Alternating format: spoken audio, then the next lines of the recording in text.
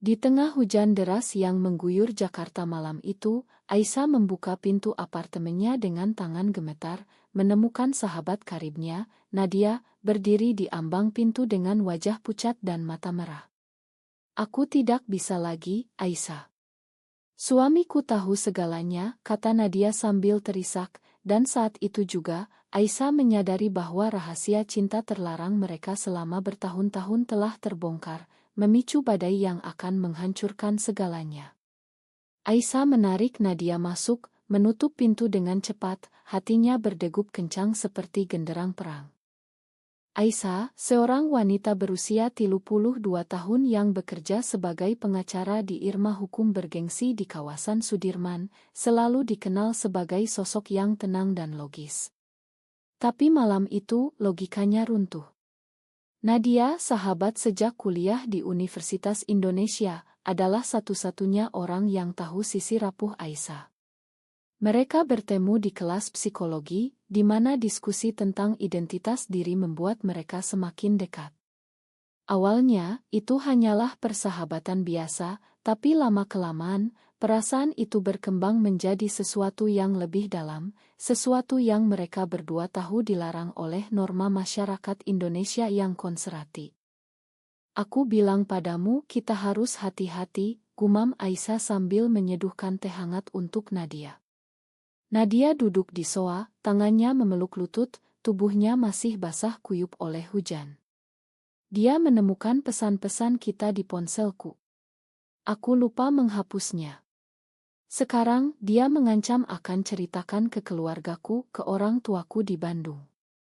Kata-kata Nadia seperti pisau yang menusuk hati Aisyah. Keluarga Nadia adalah keluarga tradisional Sunda yang taat beragama, di mana pernikahan heteroseksual adalah satu-satunya pilihan yang diterima. Nadia telah menikah selama 5 tahun dengan seorang pria bernama Rian, seorang insinyur yang baik hati tapi buta terhadap rahasia istrinya. Aisyah merasa bersalah. Dialah yang pertama kali mengakui perasaannya 3 tahun lalu, saat mereka berdua menghadiri konferensi di Bali. Di bawah cahaya matahari terbenam di pantai Kuta, Aisyah mencium Nadia untuk pertama kalinya. Itu adalah momen penuh gairah dan ketakutan. Sejak saat itu, mereka menjalani hubungan rahasia, bertemu di apartemen Aisyah atau hotel-hotel tersembunyi, selalu waspada terhadap mata-mata masyarakat. Tapi sekarang, semuanya terancam. Malam itu, mereka berbicara hingga larut. Aisyah mencoba meyakinkan Nadia untuk tetap tenang. "Kita bisa hadapi ini bersama. Aku akan bantu bicara dengan Rian jika perlu." Tapi Nadia menggelengkan kepala. "Tidak, Aisyah. Ini terlalu berisiko. Orang tuaku akan bunuh diri jika tahu. Dan anakku. Bagaimana dengan anakku yang baru berusia 2 tahun? Nadia memiliki seorang putri kecil bernama Lila, buah hati dari pernikahannya dengan Rian. Itu adalah salah satu alasan mengapa Nadia tidak pernah berpikir untuk meninggalkan suaminya." Konflik batin Nadia semakin dalam. Dia mencintai Aisyah dengan sepenuh hati, tapi dia juga mencintai keluarganya. Di Indonesia, di mana undang-undang pernikahan masih membatasi hak-hak, pilihan seperti ini seringkali berujung pada pengorbanan. Aisyah, yang berasal dari keluarga liberal di Jakarta, lebih berani dalam mengekspresikan dirinya, tapi bahkan dia pun merasakan tekanan dari rekan kerja dan teman-teman yang sering bertanya mengapa dia belum menikah. Pagi harinya, Rian datang ke apartemen Aisyah. Dia mengetuk pintu dengan keras, wajahnya merah padam karena marah. "Di mana istriku?" tanyanya saat Aisyah membuka pintu. Nadia bersembunyi di kamar, tapi Aisyah harus menghadapinya sendirian. "Rian, mari kita bicara dengan tenang," kata Aisyah, mencoba menenangkan. Tapi Rian tidak mau mendengar. "Kau telah merusak rumah tanggaku. Kau tahu betapa aku mencintai Nadia, tapi kau wanita seperti itu. Kata-katanya penuh kebencian, mencerminkan prasangka masyarakat yang melihat hubungan sesama jenis sebagai penyimpangan. Aisyah merasa sakit hati. Dia bukan wanita seperti itu, dia hanyalah manusia yang jatuh cinta. Tapi di mata Rian, dia adalah musuh. Mereka bertengkar hebat, dengan Rian mengancam akan melaporkan mereka ke polisi atau bahkan ke keluarga besar. Akhirnya, Nadia keluar dari kamar dan menghentikan pertengkaran itu. Cukup, Rian. Ini salahku, bukan Aisyah. Nadia memilih untuk pulang bersama suaminya, meninggalkan Aisyah sendirian dengan hati yang hancur. Hari-hari berikutnya adalah neraka bagi Aisyah. Dia tidak bisa berkonsentrasi di kantor. Kasus-kasus hukum yang biasanya dia tangani dengan mudah kini terasa berat. Dia sering memikirkan Nadia, bertanya-tanya apa yang terjadi di rumahnya. Apakah Rian memakannya? Atau apakah dia semakin menyiksa Nadia secara emosional? Sementara itu, Nadia menghadapi badai di rumah. Rian memaksa dia untuk berjanji tidak akan bertemu Aisyah lagi. Kau harus pilih, Nadia, keluarga kita atau dia. Nadia menangis setiap malam, merasa terjebak antara cinta dan kewajiban. Dia ingat bagaimana orang tuanya dulu memaksanya menikah dengan Rian, karena itu yang benar menurut agama. Di Indonesia, di mana mayoritas penduduk beragama Islam, isul seringkali dianggap tabu, bahkan haram. Nadia mencoba menekan perasaannya terhadap Aisyah, tapi semakin dia coba, semakin kuat rasa rindunya. Dia mulai meragukan pilihan hidupnya. Apakah pernikahan ini benar-benar bahagia? Atau hanya topeng untuk menutupi identitas aslinya? Aisyah, di sisi lain, mulai mencari dukungan dari komunitas LGBT di Jakarta. Dia bergabung dengan grup online rahasia, di mana orang-orang seperti dia berbagi cerita. Di sana, dia bertemu dengan seorang wanita bernama Sari, yang telah keluar dari pernikahan heteroseksualnya dan hidup bebas sebagai lesbian. Sari memberi nasihat, kau harus berjuang untuk cintamu, tapi siap bayar harganya. Konflik mulai memuncak ketika keluarga Nadia mengetahui rumor itu. Ibu Nadia datang dari Bandung, marah besar. Apa yang kau lakukan, nak? Ini dosa besar. Nadia berlutut di depan ibunya, memohon maaf, tapi hatinya memberontak. Dia sadar bahwa dia tidak bisa terus berpura-pura. Di akhir ile ini, Aisyah menerima pesan dari Nadia, aku butuh waktu. Jangan hubungi aku dulu. Aisyah merasa dikhianati, tapi dia tahu ini hanyalah awal dari perjuangan yang lebih besar.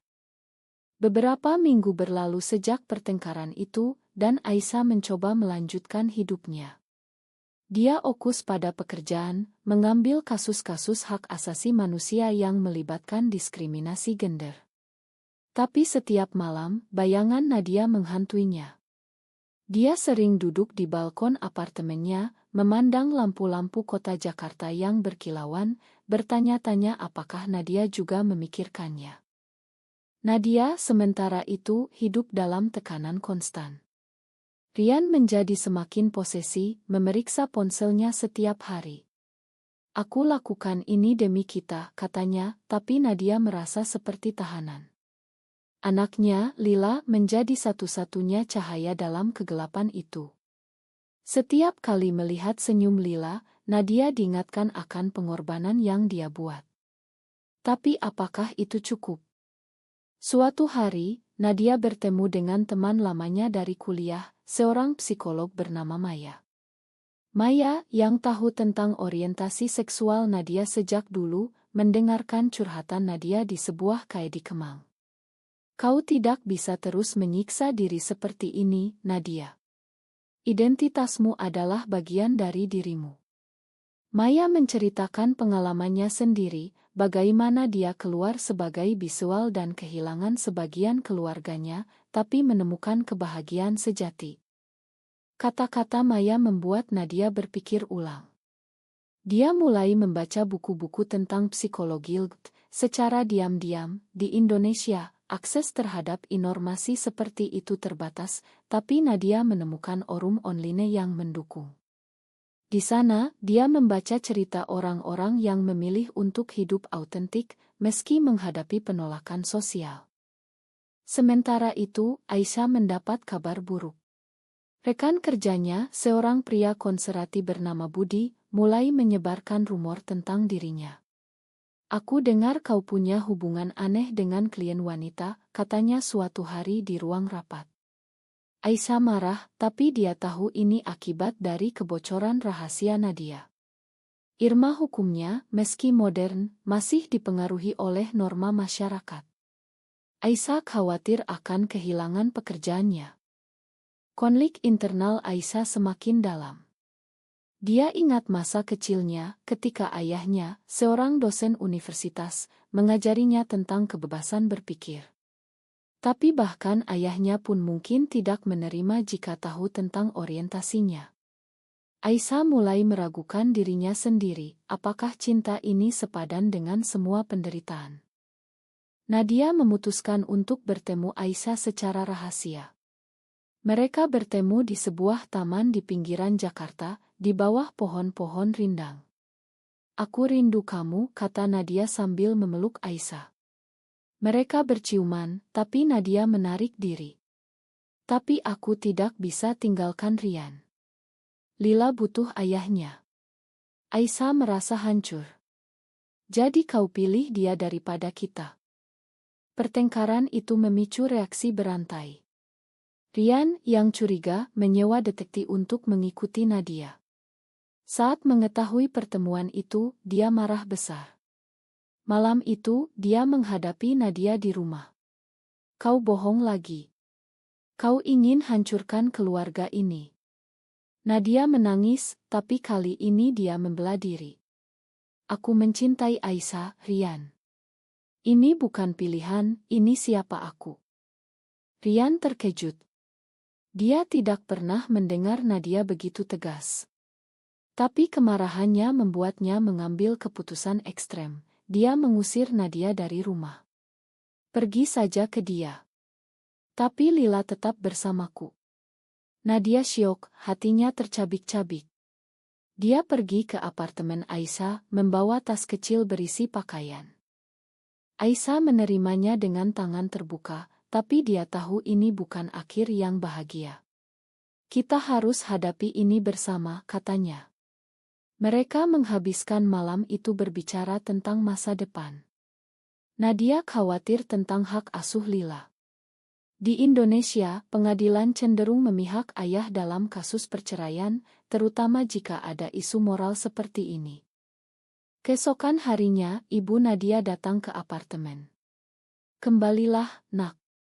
Jangan hancurkan hidupmu karena godaan setan." Nadia berdebat dengan ibunya, mengungkapkan perasaannya yang sebenarnya. "Ini bukan godaan, Bu. Ini cinta." Ibu Nadia menangis, merasa gagal sebagai orang tua. Ini adalah momen penuh emosi, di mana generasi bertabrakan dengan nilai-nilai baru. Aisyah mendukung Nadia, tapi dia juga merasakan beban. Dia mulai mencari bantuan hukum untuk kasus perceraian Nadia. Sebagai pengacara, dia tahu betapa sulitnya membuktikan hak asuh bagi ibu yang dianggap menyimpang. Konflik sosial semakin meluas. Teman-teman Nadia mulai menjauh, menelepon untuk menasihati atau bahkan menghina. "Kau gila, Nadia. Pikirkan anakmu." Nadia merasa terisolasi, tapi dukungan dari Aisyah membuatnya kuat. Di akhir ile ini, Aisyah menerima panggilan dari Rian, "Kita perlu bicara. Ini tentang Lila." Nadia ketakutan, tahu bahwa pertarungan sesungguhnya baru dimulai. Pertemuan dengan Rian berlangsung di sebuah restoran netral di kawasan Tamrin. Aisyah dan Nadia datang bersama, tangan mereka saling bergenggam di bawah meja untuk saling menguatkan. Rian duduk di seberang, wajahnya tegang tapi tidak lagi marah seperti sebelumnya. Aku tidak ingin Lila tumbuh tanpa ibu, katanya pelan. Tapi aku juga tidak bisa terima ini. Diskusi itu panjang dan penuh emosi. Rian mengakui bahwa dia mencintai Nadia, tapi dia merasa dikhianati. Kenapa kau tidak bilang dari awal? Nadia menjelaskan bahwa dia takut kehilangan segalanya. Aisyah ikut berbicara, mencoba menjelaskan perspektif psikologis, ini bukan pilihan, Rian. Ini identitas. Rian mendengarkan, tapi hatinya masih keras. Dia mengusulkan kesepakatan, Nadia boleh bertemu Lila secara teratur, tapi tidak boleh membawa Aisyah. Aku tidak ingin anakku terpengaruh. Nadia setuju dengan berat hati, tapi ini membuatnya merasa seperti orang asing di hidup anaknya sendiri. Setelah pertemuan itu, Nadia jatuh ke dalam depresi. Dia sering menangis sendirian, merindukan Lila. Aisyah mencoba menghiburnya, tapi dia tahu bahwa ini adalah harga yang harus dibayar. Kita akan lawan ini di pengadilan jika perlu, kata Aisyah. Mereka mulai mempersiapkan kasus perceraian dengan Aisyah sebagai pengacaranya. Tapi tantangan baru muncul. Keluarga besar Rian, yang berasal dari Jawa Tengah, ikut campur. Mereka datang ke Jakarta, menuntut agar Nadia diceraikan secara agama. Ini aib bagi keluarga, kata paman Rian. Nadia menghadapi mereka di rumah orang tua Rian, di mana dia dihakimi seperti penjahat. Di tengah tekanan itu, Nadia mulai mempertanyakan keputusannya. Apakah ini benar, Aisyah? Apakah aku egois? Aisyah meyakinkannya, tidak, kau berjuang untuk kebahagiaanmu. Tapi Aisyah sendiri mulai merasakan keraguan. Rekan kerjanya semakin menjauh, dan klien mulai ragu dengan kemampuannya. Suatu hari, Aisyah diundang ke acara keluarga. Ayahnya, yang sudah tua, bertanya, kenapa kau belum menikah, nak? Aisyah hampir mengakui segalanya, tapi dia menahan diri. Malam itu, dia menangis di pelukan Nadia. Aku takut kehilangan keluargaku juga. Konflik mencapai puncak ketika Rian mengajukan gugatan cerai dengan alasan perselingkuhan. Di pengadilan, Aisyah harus bersaksi sebagai saksi, tapi ini membuat posisinya sulit. Hakim, seorang pria konservatif, memandang mereka dengan tatapan menghakimi. Ini bukan tempat untuk membahas moral pribadi, katanya, tapi nada suaranya penuh prasangka. Nadia merasa hancur saat melihat Lila di pengadilan, di pangkuan Rian. Anak kecil itu menangis memanggil Mama, tapi Nadia tidak boleh mendekat. Ini adalah momen yang menyakitkan, di mana Nadia menyadari betapa mahalnya harga kebebasan. Setelah sidang pertama, Nadia dan Aisyah bertengkar. Ini terlalu berat, Aisyah. Mungkin aku harus kembali ke Rian. Aisyah marah, jadi kau mau hidup bohong selamanya. Pertengkaran itu membuat mereka berpisah sementara, dengan Nadia kembali ke rumah orang tuanya di Bandung. Di Bandung, Nadia menghadapi tekanan dari masyarakat sekitar. Tetangga bergosip, menyebutnya wanita rusak. Ibu Nadia mencoba membawanya ke pengobatan rohani, percaya bahwa ini adalah pengaruh setan. Nadia menolak, tapi hatinya goyah. Aisyah, sendirian di Jakarta, mulai mencari dukungan dari komunitas LGBT. Dia menghadiri pertemuan rahasia di sebuah KAI di Cikini, di mana orang-orang berbagi cerita serupa. Di sana, dia bertemu kembali dengan Sari, yang menawarkan bantuan hukum tambahan. Kembali ke Nadia, dia menerima surat dari Aisyah, aku mencintaimu, tapi aku tidak akan memaksa. Pilih yang terbaik untukmu. Surat itu membuat Nadia sadar bahwa dia tidak bisa hidup tanpa Aisyah. Di akhir ile ini, Nadia kembali ke Jakarta, siap menghadapi pengadilan berikutnya. Tapi sebuah pengkhianatan baru menanti. Sidang kedua berlangsung tegang. Rian membawa saksi dari keluarganya, yang bersaksi bahwa Nadia tidak layak menjadi ibu karena penyimpangannya. Aisyah membela dengan argumen hukum, mengutip Konstitusi Indonesia yang menjamin hak asasi manusia. Tapi hakim tampak skeptis. Di luar pengadilan, demonstran dari kelompok konservatif berkumpul, memprotes penghancuran nilai keluarga. Nadia dan Aisyah harus keluar melalui pintu belakang, diiringi teriakan hinaan. Ini adalah realitas masyarakat Indonesia, di mana isu sering menjadi sasaran kampanye moral. Nadia merasa lelah, tapi dukungan dari teman-teman online memberinya kekuatan. Dia mulai menulis blog anonim tentang pengalamannya, yang mendapat respons positif dari komunitas. Tapi pengkhianatan datang dari orang terdekat. Maya, teman psikolog Nadia, ternyata telah memberi tahu Rian tentang pertemuan mereka. "Aku lakukan ini demi kebaikanmu," kata Maya saat Nadia menghadapinya. Nadia merasa dikhianati, "Kau sahabatku." Ini adalah pukulan berat, membuat Nadia semakin tidak percaya pada orang lain. Aisyah marah mendengarnya. "Kita tidak bisa percaya siapapun lagi." Mereka memutuskan untuk pindah ke apartemen baru, lebih tersembunyi. Di sana mereka merencanakan strategi baru untuk pengadilan. Sementara itu, ayah Aisyah jatuh sakit. Aisyah pergi ke rumah orang tuanya, di mana dia akhirnya mengakui segalanya. "Aku mencintai seorang wanita, Ayah." Ayahnya terdiam, lalu memeluknya. "Aku selalu mencintaimu, apapun." Ini adalah momen odd or thought bagi Aisyah, menyadari bahwa tidak semua keluarga menolak. Dukungan dari ayahnya memberi Aisyah kekuatan baru. Dia memenangkan argumen di sidang ketiga, di mana hakim memutuskan hak asuh bersama untuk Lila. Nadia bahagia, tapi Rian tidak terima. Dia mengancam akan banding. Malam itu, Nadia dan Aisyah merayakan kecil-kecilan.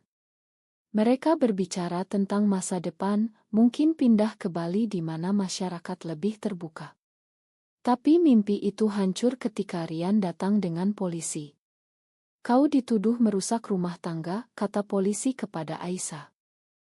Aisyah ditahan semalam, Nadia panik. Ini adalah ujian terbesar bagi mereka. Nadia harus memilih mundur atau lawan. Dia memilih lawan, menghubungi media untuk mengungkap cerita mereka. Berita menyebar di media sosial, memicu perdebatan nasional. Beberapa mendukung, yang lain mengecam. Nadia menjadi simbol perjuangan di Indonesia. Aisyah dibebaskan berkat intervensi ayahnya yang punya koneksi. Mereka bersatu kembali, lebih kuat. Tapi harga yang dibayar tinggi. Aisyah kehilangan beberapa klien, Nadia kehilangan teman-teman. Ancaman datang melalui pesan anonim, "Hentikan atau kau akan menyesal." Nadia dan Aisyah ketakutan, tapi mereka tidak mundur. Mereka melaporkan ke polisi, tapi respons lambat karena isu sensitif. Komunitas mendukung mereka, mengadakan demonstrasi kecil di Monas.